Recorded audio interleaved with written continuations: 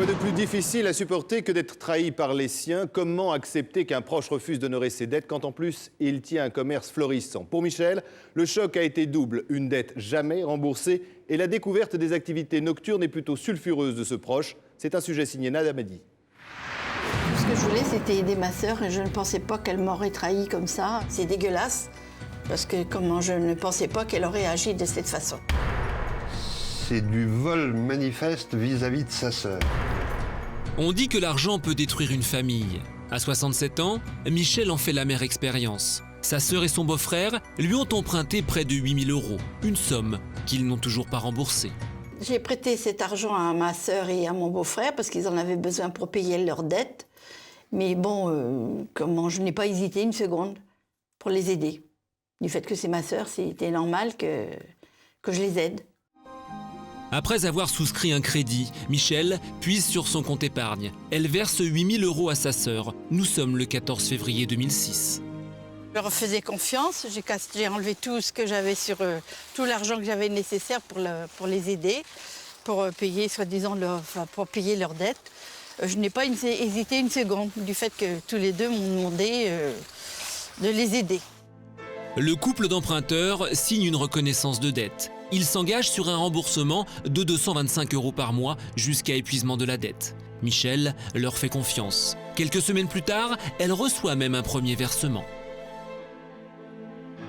Les premiers remboursements se sont faits du fait que j'allais souvent demander qu'ils me remboursent quand même petit à petit.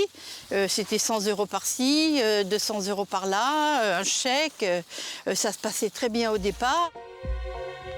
Si les choses se passent bien au départ, elles vont très vite se gâter. Michel ne perçoit plus rien. Sa sœur et son beau-frère seraient selon eux au chômage. Michel s'inquiète. Les semaines, les mois, puis les années passent. Les contacts se font plus rares. Alors il y a quelques mois, avec l'aide de Jean-Jacques, un ami, Michel décide de se renseigner pour savoir si oui ou non sa sœur a retrouvé un emploi. Un soir, en surfant sur Internet, ils vont faire une découverte surprenante.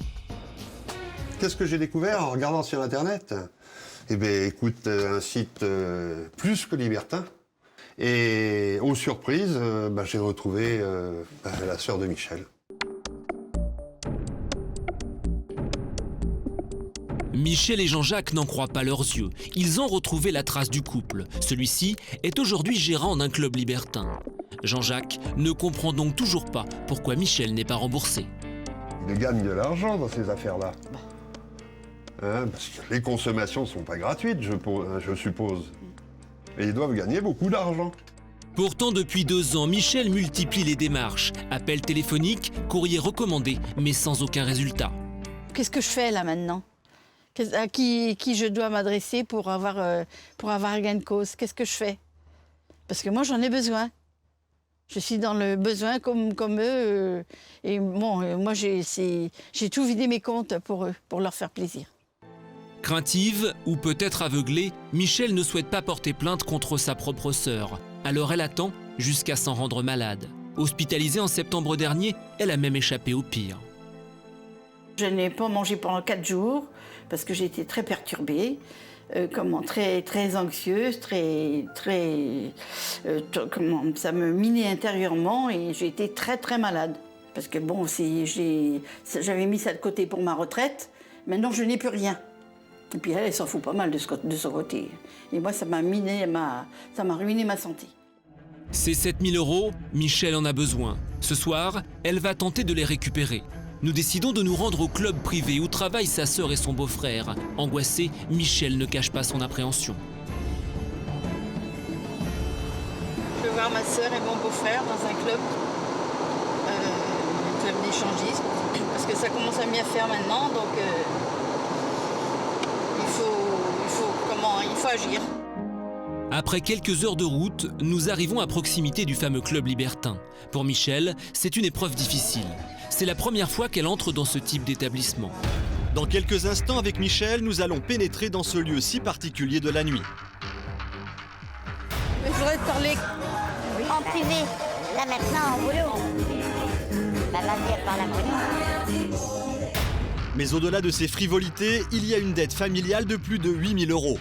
Vous devez plus de 8 000 € à votre sœur depuis la nuit des temps. Et aujourd'hui, vous allez lui dire carrément qu'elle abuse en vous demandant remboursement. Mais vous n'avez pas l'impression de vous foutre un peu du monde, non? En duplex et en plateau, nous allons tout tenter pour que Michel puisse récupérer son dû auprès de sa sœur, surprise par notre intervention. Vous me prenez pour qui, là, quand même? Non mais Ouais, attendez. c'est bon, allez, c'est bon, Inter. Non mais vous faites quoi là, madame?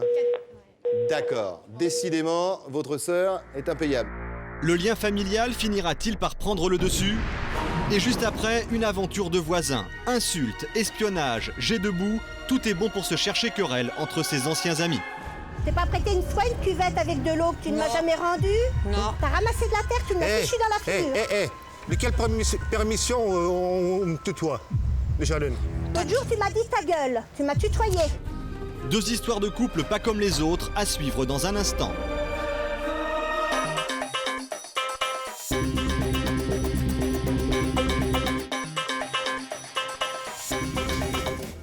Il y a 3 ans, Michel a prêté 8 000 € à sa sœur et son beau-frère. Depuis, ils tiennent un club libertin.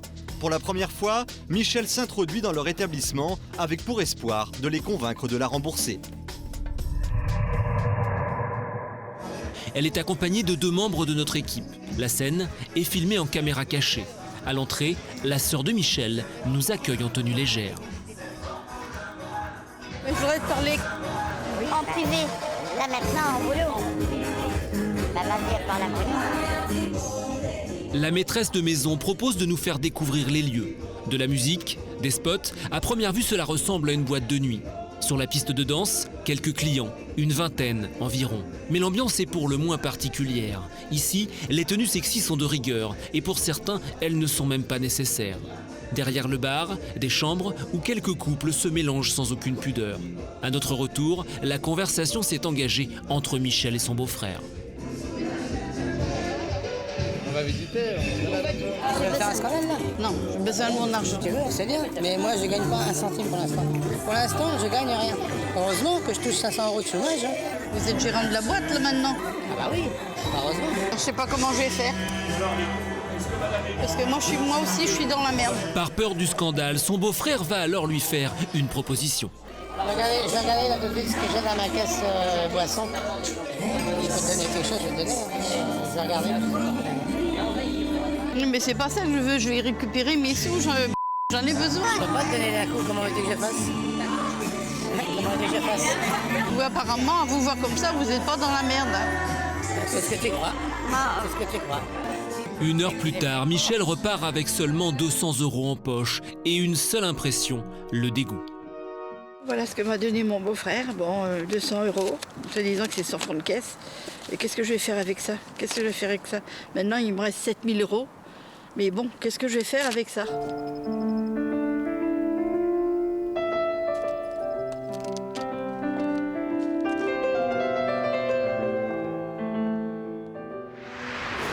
Bonsoir Michel. Bonsoir. C'est toujours difficile? Quand vous dites elle s'en fout vraiment, vous le pensez? Ben, disons, je ne leur fais plus confiance du tout. Elle m'a trahi, elle aussi bien que mon beau-frère. C'est moi qui suis dans le besoin maintenant. Parce que moi, j'ai pris un crédit, mais elle s'en fout totalement. Quels sont vos revenus? Moi, j'ai 9 000 € pour ma retraite. Bien sûr, j'ai la pension de mon mari, mais j'ai ça que tous les 3 mois. Mais bon, moi, j'ai mené mon bateau comme ça. Mais elle, pas, elle n'a qu'à faire pareil que moi. Mais quand vous lui parlez de ça, quand vous arrivez Mais dis, mais et vous oui, pleurez, mais- vous l'implorez, qu'est-ce qui se passe? Eh oui, mais ben, on va te les donner, t'es sûr, on va te les donner. Pour l'instant, on ne peut pas. On est au chômage tous les deux. Ben, dis, vous êtes au chômage, vous êtes dans la boîte, vous travaillez. Vous avez quand même... Les gens, quand ils viennent, ils payent quand même. Alors, Et on a bon. vu qu'il y a du monde en plus. Oui, voilà, il y avait du monde. Mais vous n'avez pas l'impression qu'ils veulent tout simplement pas vous rembourser? Exactement. Moi, ça me mine et ça me rend malade. Elle s'en fiche, elle s'en fiche. Quand je vais la voir, j'ai l'impression que moi, je vais chiner de l'argent qui est le mien. Et puis elle me dit...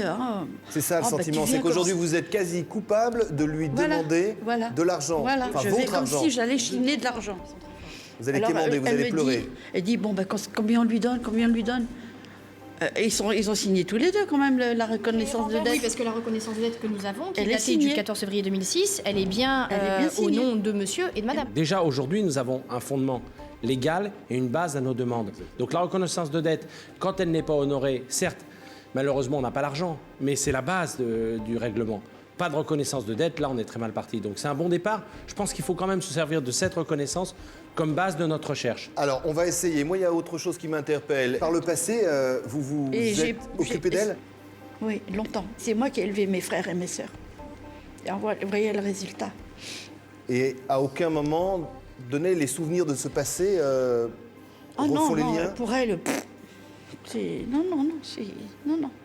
Il y a un commerce, alors on peut dire tout ce que l'on veut sur ce commerce, mais à un moment donné, ça doit rapporter de l'argent. Visiblement, ils sont gérants de ce commerce, donc ils ont de l'argent. Est-ce qu'on ne peut pas aller taper un peu là-dedans? Oui, c'est-à-dire qu'on ne peut pas directement, ça dépend que si le commerce est exploité à travers une société, on ne peut pas saisir directement l'argent qui rentre dans les caisses de la société. Par contre, on peut les empêcher d'exploiter, c'est-à-dire saisir les parts sociales, aller contre les débiteurs directement pour essayer de les pousser, les contraindre au paiement.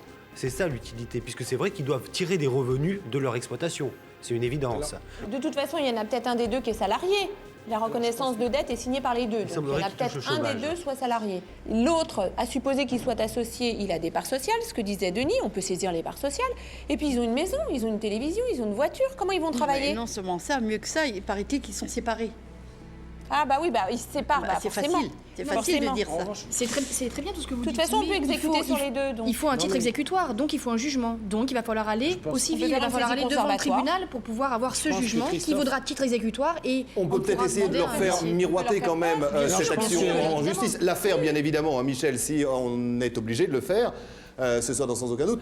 Ça fait quoi? Pourquoi ils sont séparés? Qu'est-ce que ça veut dire que l'un n'est pas responsable de ce que fait l'autre? On s'organise un petit peu, on organise une insolvabilité pour ne pas payer les dettes, ça c'est habituel, on le voit toujours ici. On a des moyens, on peut y aller. On peut y aller, parce que je vous propose tout de suite, c'est d'y aller. Et qui gagne de l'argent, il faudra qu'il s'en explique auprès de l'assurance chômage, parce que c'est une assurance collective, donc il faudra qu'il explique à l'État pourquoi il le fraude. C'est pas mal ça aussi. Mais oui, s'il touche le chômage, effectivement, mais par ailleurs, il gagne de l'argent et que tout ça n'est pas déclaré. Juste une observation, il y a maintenant des régimes d'insertion pour les chômeurs qui les autorisent à avoir une société et à se mettre gérant. C'est-à-dire qu'ils perçoivent encore les aides du chômage en conservant un nouveau statut de créateur d'entreprise. Mais il nous l'expliquera. Voilà. Si c'est le cas, et puis il nous le prouvera. Pour être sûr de les avoir, on a envoyé notre journaliste Nada Madi sur place. Nada, vous êtes avec nous? Oui, je suis avec vous, Christophe. Comment allez-vous? Votre soirée s'est bien passée? Très bien, un peu fatigant, mais ça a été. Ah, écoutez, c'est dommage, je n'allais pas vous poser la question fatigant, pourquoi? Plus sérieusement, Nada, comment ça s'est passé dans cette discothèque? Il y avait du monde, j'ai l'impression, donc ça veut dire qu'il y a des clients. Alors effectivement, il y avait des clients. Il faut savoir que l'entrée n'est pas gratuite. On tourne autour de 60 € l'entrée avec une consommation. Il y avait, je dirais, dans la boîte une trentaine de personnes, donc effectivement, ça tourne pas mal pour eux. D'accord, plus des consommations, je suppose, à l'intérieur? Effectivement, il y a un bar à l'intérieur et les consommations s'enchaînent. D'accord. Ce que je vous propose, c'est de voir si nous pouvons rencontrer Catherine et Bruno, et j'aimerais bien qu'ils puissent avoir une explication en direct sur notre plateau ce soir, d'abord avec Michel, et après nous reprendrons la conversation avec eux. Il faut absolument ce soir que nous trouvons une solution à ce problème. Je vous laisse y aller, Nada. D'accord, on y va. Nada se rend au domicile du couple. Ils habiteraient dans une cité HLM tout près de l'établissement libertin qu'ils dirigent. Mais comment deux sœurs peuvent-elles en arriver là? Et la sœur de Michel se rend-elle compte du désespoir de celle qui l'a élevée? Devant l'appartement, Nada sonne à plusieurs reprises. Il n'ouvre pas la porte. Ah, ils doivent dormir, il est encore tôt. Oui, il travaille la nuit. Il travaille la nuit, oui, c'est cela. Non, le mercredi soir, c'est fermé. Ah, c'est fermé le mercredi soir? C'est ouvert le lundi, le jeudi, le vendredi. D'accord. C'est de taper un peu plus fort pour voir.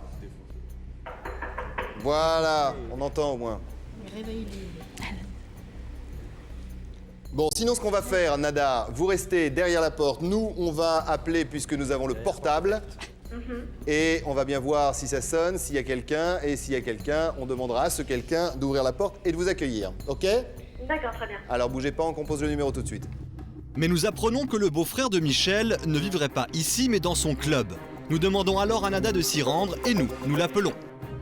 Oui, bonjour. Bon, bonjour, je te retéléphone pour te demander que tu fasses quelque chose pour moi parce que j'en ai absolument besoin, je veux récupérer mes sous. Qu'est-ce que tu veux que je fasse, Michel? Pardon? Qu'est-ce que tu veux que je fasse? Que tu me rendes mes sous, tu fasses quelque chose, tu te débrouilles. Je veux récupérer mon argent.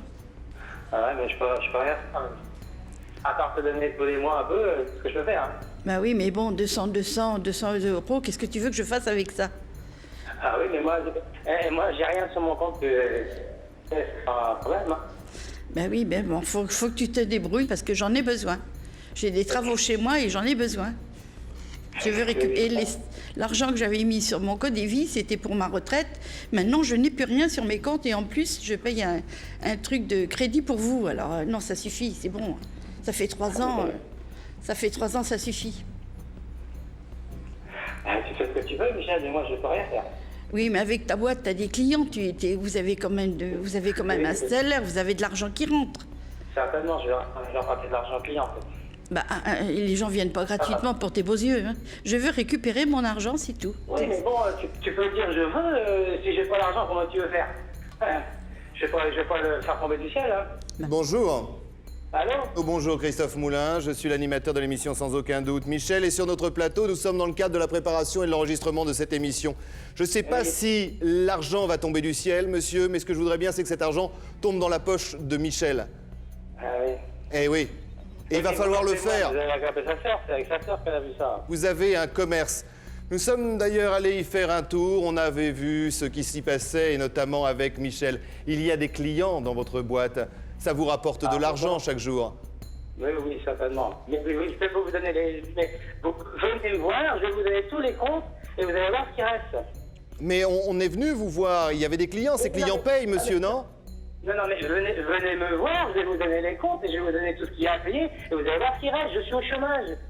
Alors vous êtes au chômage et vous êtes gérant d'un club échangiste. Exactement, je suis gérant non salarié. Et votre femme? Et ma femme est au chômage. D'accord, mais donc de ce chômage, vous touchez de l'argent? On touche 600 € par mois. Chacun?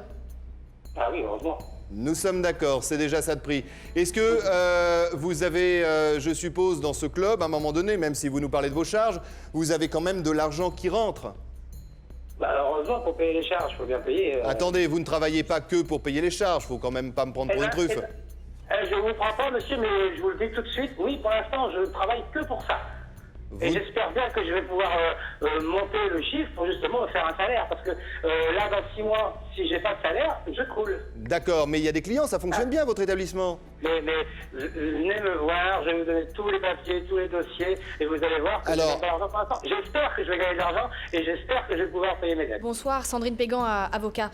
Je suis allée me balader sur votre site internet et je vois que les prix sont plutôt quand même intéressants, puisque un homme seul, c'est l'entrée est à 40 €, le vendredi soir, c'est à 30 €, le samedi, c'est à 40 €.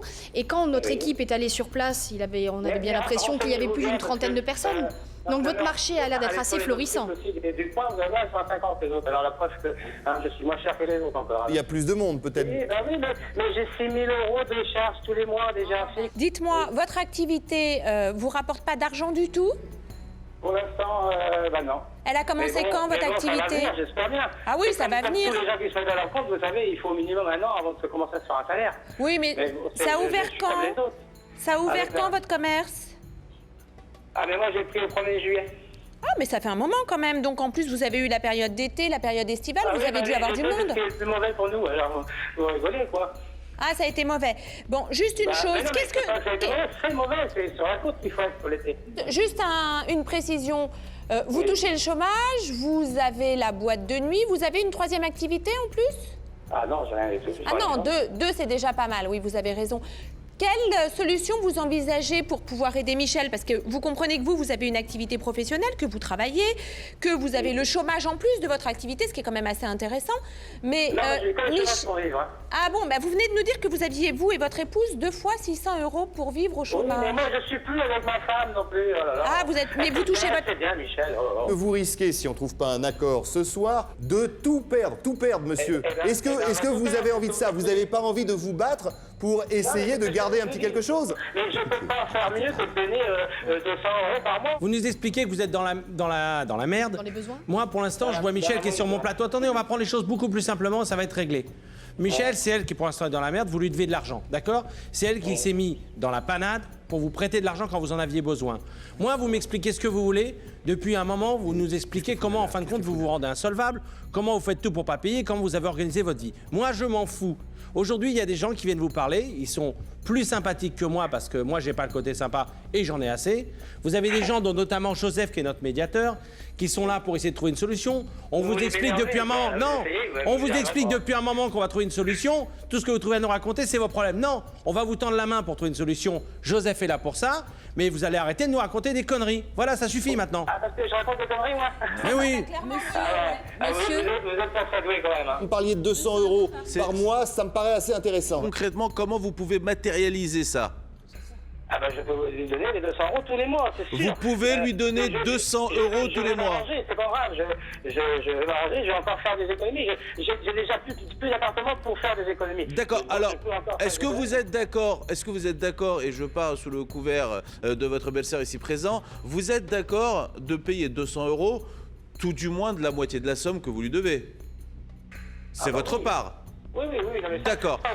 Étant donné que, excusez-moi. C'est pas question que je me débine. D'accord. Moi, j'ai une question à vous poser parce que maintenant que la reconnaissance de dette, vous me permettrez de vous le dire, j'y crois plus, pour pas dire pas du tout. Est-ce que sur les, on va dire, 4 000 € qui est votre part, vous êtes d'accord tout du moins de nous le matérialiser par des chèques que elle-même déposera tous les mois?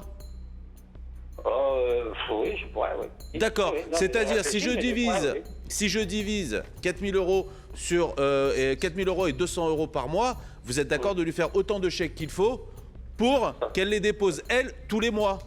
20 chèques, voilà. 20 chèques de 200 €. Et ça, vous êtes... Et ça, vous êtes d'accord de remettre ça à notre journaliste qui est juste devant la porte? Bien sûr. Mais par expérience, et pour être sûr que Michel touchera bien son argent, Nada se présente à l'entrée du club. Objectif, qu'il lui remette les chèques en main propre. Mais va-t-il accepter de la recevoir? Nous sommes en duplex avec elle. Dans un premier temps, je vais vous inviter tout simplement à ouvrir la porte du club car notre journaliste Nada Madi se trouve juste devant. Alors, elle est de quel côté? Principale, l'entrée principale, pas de derrière. Ok, les escaliers, d'accord. Allez-y, ouvrez, et on reparle tout de suite de ces chèques à donner à Michel. Ouais. Oui, c'est... Ouais, Vous faites donc les 20 chèques à notre journaliste Nada Madi qui repartira avec et qui viendra nous rejoindre et rejoindre Michel, bien évidemment. Et ce que je vous propose, c'est de faire un chèque spécial mois de janvier, où vous allez toucher de l'argent. Et sur ce montant, vous mettez plus que 200 €. Donc ça fait pas 20 chèques, mais ça fait 21 chèques, comptant celui du mois de janvier. OK? C'est bien ça. J'ai 16 chèques sur moi. Alors il va falloir faire une cote-part sur les 16 pour faire le montant des 20. On va pas jouer au marchand de tapis. Hein, ça, le calcul va être très rapidement fait. Nada peut le faire à votre place. Il n'y a absolument aucun problème. Première victoire pour notre équipe. Mais seule la moitié de la dette semble réglée. Quant à l'autre partie, 4 000 €, c'est maintenant à la sœur de Michel de prendre ses responsabilités. Mais n'oublions pas dans cette affaire le poids du passé. Nous l'appelons et écoutez bien, la sœur de Michel ne comprend pas du tout la démarche de son aîné. Oui, bonjour. Oui. C'est Christophe Moulin de l'émission Sans Aucun Doute. Nous sommes dans le cadre de la préparation et de l'enregistrement de notre émission. Et sur notre plateau, nous avons Michel. Oui, c'est sûr, oui. Oui, je vous promets que c'est sûr. Vous voulez voir? Regardez, vous allez écouter Michel qui va vous parler, qui va vous dire 2 mots. Elle en a vraiment besoin. Allez-y, Michel. Bonjour. Oui. J'ai besoin de mon argent. Je suis perturbée avec ça et puis fais un effort parce que j'en ai besoin. Bah attends Michel, t'es venu me voir vendredi soir là, que tu me fais? Bah oui, mais... Ça va pas, non? Tu délires là? Bah non, pas du tout, Bah, j'en ai t'es besoin. venu me voir vendredi, Michel, on t'a donné 200 €, qu'est-ce que tu me fais là? Mais qu'est-ce que tu veux que je fasse avec ça? 200 €? Mais t'es content que je te donne 1 000 € tous les mois, non? Bah, on avait convenu 200 €, tu payes tes dettes depuis 3 ans. Bah oui, depuis 3 ans. Qu'est-ce que tu m'as donné depuis 3 ans? Mais qu'est-ce que tu me fais là? Je t'ai donné 200 €, Michel. Là, vendredi, je vais te redonner tes 200 € le mois prochain et ainsi de suite. Oui, mais c'est convenu. Comme je ne lui fais peu confiance, vous m'avez trahi tous les deux, je veux un résultat. Mais ça y est, mais alors, t'as donné 200 vendredi, on redémarre le remboursement, Michel. On est au chômage en ce moment là. Ben, je sais que c'est qu'on peut. Je sais que tu m'as dit que tu étais au chômage avec mais bon. Oui, bah, ça rentre à la boîte quand même. Non, elle rentre pour payer ses frais, la boîte, Michel, tu vois. Elle paye ses frais, ça on peut le prouver aussi par le comptable. Nous, on ne tire rien là-dessus, rien. On te l'a dit l'autre fois quand même, tu comprends pas ou quoi? Attendez, C'est incroyable. je suis désolé. L'offusqué et l'incroyable, ça va être Michel. Vous n'avez pas l'impression de renverser les rôles, non? Vous devez plus de 8 000 € à votre sœur depuis la nuit des temps. Et aujourd'hui, vous allez lui dire carrément qu'elle abuse en vous demandant remboursement. Vous foutez pas un peu... C'était convenu 200 € par mois. D'accord, mais vous n'avez pas l'impression de vous foutre un peu du monde, non? Bah, j'ai du retard, c'est tout. Mais bien sûr, vous avez du retard. Déjà, quand on regarde le site internet de votre club, on a l'impression que là aussi, il n'y a pas que le bar. Ben, il n'y a pas que le bar, mais je fais ce que je veux quand même, monsieur. On est bien d'accord. Je voulais simplement savoir si vous aviez des parts, quelque part, dans cet établissement. Oui, oui. Vous avez combien? 49%. D'accord. D'accord. Donc vous touchez un salaire?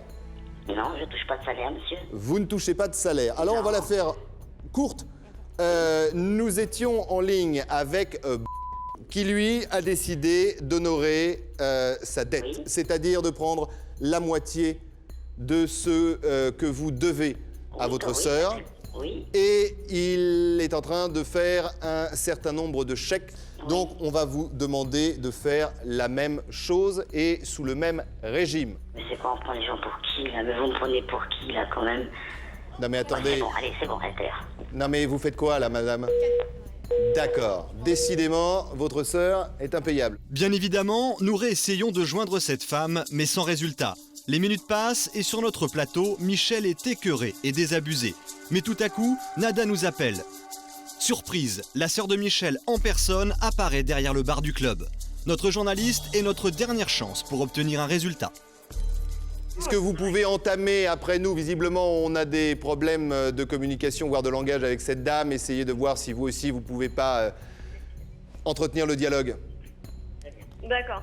Est-ce qu'elle se rend bien compte de ce qui risque de lui arriver si elle ne paye pas? Elle ne se rend pas compte, vous pensez, Michel? Sur le terrain, les discussions sont vives.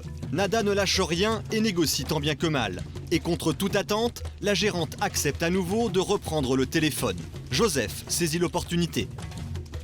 Bonsoir, Joseph Elmaleh, médiateur de l'émission. Moi, je me permets tout simplement d'essayer de vous faire comprendre une situation qui risque de pas être très confortable. Et, écoutez, monsieur, vous allez bien comprendre quoi? Un instant, moi excusez-moi, moi j'essaye seulement de comprendre. La solution est réglée, terminée, le problème est réglé. C'est-à-dire, dites-moi. Mon mari va me faire des chèques de 230 €, et même moi je donnerai la moitié en espèces, parce que c'était... Ah non, mais ça va pas remplir toute la dette, parce que si vous donnez la moitié à votre époux, on restera qu'à 4 000. C'est hors de question, c'était convenu 225 € à la banque tous les mois. Oui, mais le problème, c'est que vous n'avez pas tenu vos engagements déjà, et ça fait 3 ans que ça dure. Moi, je vais être franc avec vous. Allô? Vous m'entendez? Je vous l'ai dit, elle est comme ça. Comment trouver une solution pour que Michel récupère son argent? Une fois de plus, Nada tente de poursuivre seule la négociation. Nous la retrouvons en duplex, et vous allez le voir, Michel va tomber de haut. Donc, nous a fait les 15 chèques, donc comme cela était convenu. Donc pour un total de 3 500 €, en précisant bien que c'était sa part sur les 7 000 € et que c'était comme ça et pas autrement. C'était le maximum de ce que l'on pouvait tirer. Voilà. D'accord. Et préfère aller au tribunal. Pardon?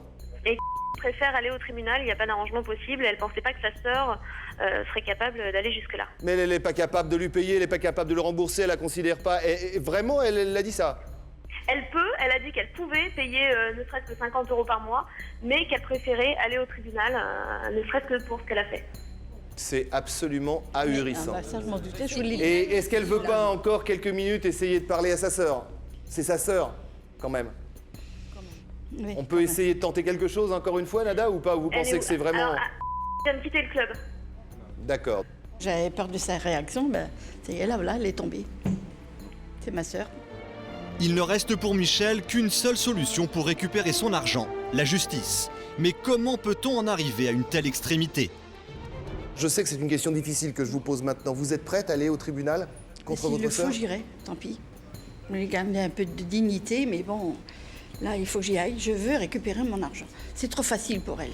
Et on va peut-être donner encore, sans aucun doute, une dernière chance à votre sœur. C'est-à-dire que Joseph va la rappeler, peut-être au calme, et voir si on ne peut pas, encore une fois, récupérer un peu d'argent et vous éviter cette démarche, je sais, qui vous déchire, même si ce soir, vous nous dites que vous êtes prêt à aller jusqu'au bout. On essaye encore de tenter cette petite chose? Bon courage, Joseph. Merci. Il s'agit de la dernière tentative.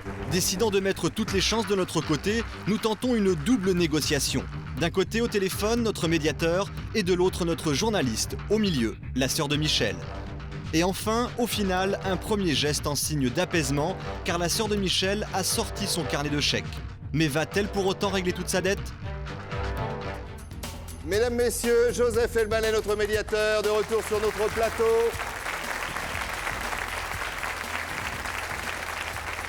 Longue et âpre discussion tout à l'heure avec votre sœur, avec Joseph. Ça n'a pas été facile, ça je le sais, mais comment ça s'est passé? Quels sont les détails justement de cette négociation? Alors c'est le cas de le dire, j'ai réussi tout simplement à les mettre face à leurs obligations. Ils s'étaient engagés dans un premier temps à vous verser 225 € par mois qu'ils n'ont fait qu'une seule fois. Là je peux vous dire que vous avez 7 000 € qu'ils vous devaient. Bravo! Bravo Joseph! Bravo! Bravo! Mais j'y croyais pas. Joseph, il fait tout. Il négocie, il vous donne un Kleenex. Voilà. Merci, j'y croyais pas du tout. Du tout. Nada, est-ce que vous êtes là? Oui, je suis là, Christophe. Nada, comme on vérifie tout dans cette émission, est-ce que vous avez bien les chèques? Alors j'ai 27 chèques entre les mains à déposer donc chaque mois par Michel. Oui, on est d'accord. On est d'accord. Mais vous avez bien 27 chèques avec vous? J'ai 27 chèques entre les mains qui ont été faits par monsieur et madame séparément. D'accord, signé. Vous êtes loin de ce fameux club, j'espère? Oui, ça y est, on s'est bien éloigné. D'accord, oui. donc ils ne sont pas derrière vous? Non, absolument pas. D'accord, alors vous sautez dans la voiture et vous arrivez le plus vite possible. Michel attend ses chèques. En tout cas, bravo Nada, on vous remercie. Vous avez activement participé à ces négociations. Un grand merci. Michel, c'est bien réel. Ça va prendre du temps, parce que c'est chaque mois, mais quelque part, ça va être une rente. Mais en tout cas, ces 7 000 €, vous les avez. Voilà. Et j'espère quand même que vous allez, Oui, c'est peut-être dur de vous dire ça, mais tirer un trait. Oui, tout à fait. Sans problème. Vous les oubliez, d'accord? Vous vous consacrez à vous, à votre retraite, vous vivez tranquillement. Il y a cet ami que l'on a vu au cours de notre enquête à vos côtés, qui vous a aidé.